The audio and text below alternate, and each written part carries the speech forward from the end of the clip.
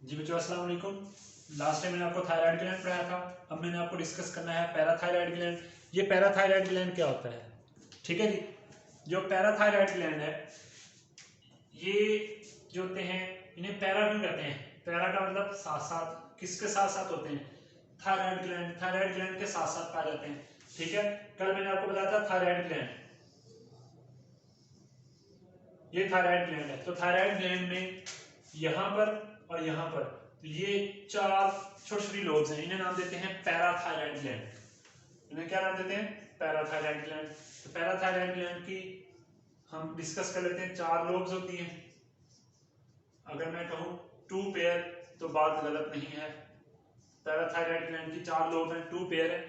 और ये पैराथायराइड कहां होते हैं? अटैच टू पोस्टीरियर वॉल, पिछली दीवार ऑफ थायराइड ग्लैंड। जो थायराइड ग्लैंड है उसकी पोस्टीरियर वॉल पे अटैच होते हैं। कौन? Parathyroid gland. इनसे जो हार्मोन पैदा होता है वो हार्मोन कौन सा है? इससे जो हार्मोन पैदा हो रहा है उसका नाम है पैराथार्मोन। कैल्सिटोनिन के उलट काम करता है। ठीक है जी।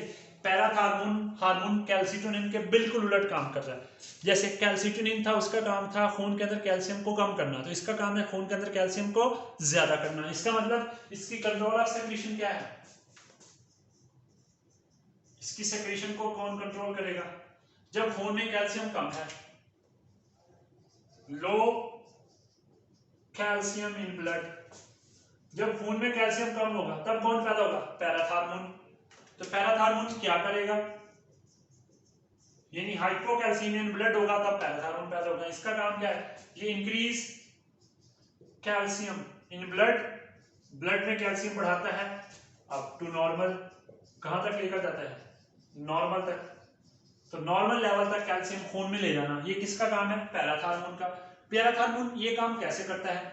यानी पैराथार्मोन ये काम कर रहा है कि खून के अंदर कैल्शियम लेवल को बढ़ा रहा है।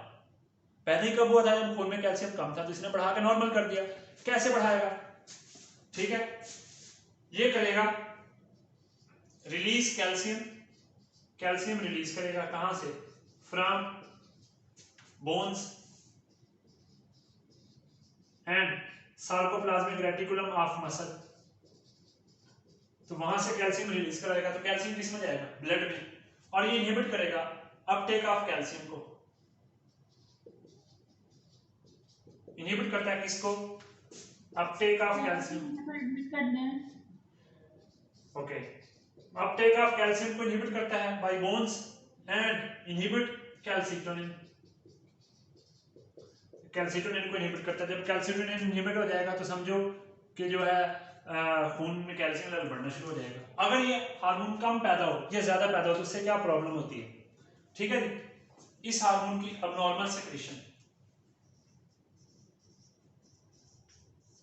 इस हार्मोन के ओवर सेक्रेशन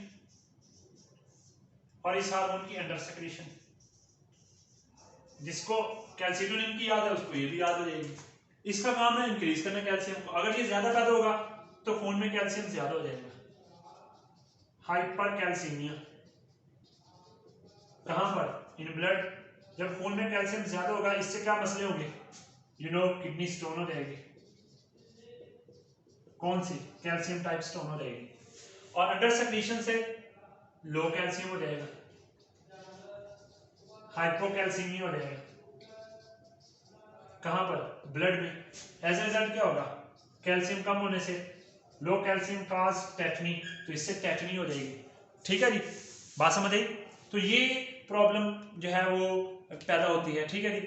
तो मैंने आपको ये बात समझाई कि अगर ये इसकी अंडर सेक्रेशन हो रही है तो एज ए रिजल्ट क्या होगा? ठीक है जी। अंडर सेक्रेशन को मैं आगे लिख देता हूं अगर आप लोगों को नजर नहीं आ रहा। ठीक है जी।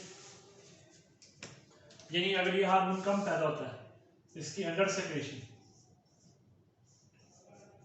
अंडर सेक्रेशन जब ये कम पैदा होगा तो इसने कैल्शियम नहीं बढ़ाना, इससे हाइपोकैल्सीमिया हो जाएगा। कहां पर बेटे? In blood. जब ब्लड में कैल्शियम कम हो जाएगा तो इससे क्या मसला होगा? टेटनी डिजीज हो जाती है। हमने पढ़ा हुआ है चैप्टर 16 में कि low calcium in blood cast acne, ठीक है, जिसमें मसल ट्विचेस होते हैं। यहाँ तक कोई आपने बात पूछी मुझसे पूछना जी, पैराथायराइड ग्लैंड के रिलेटेड।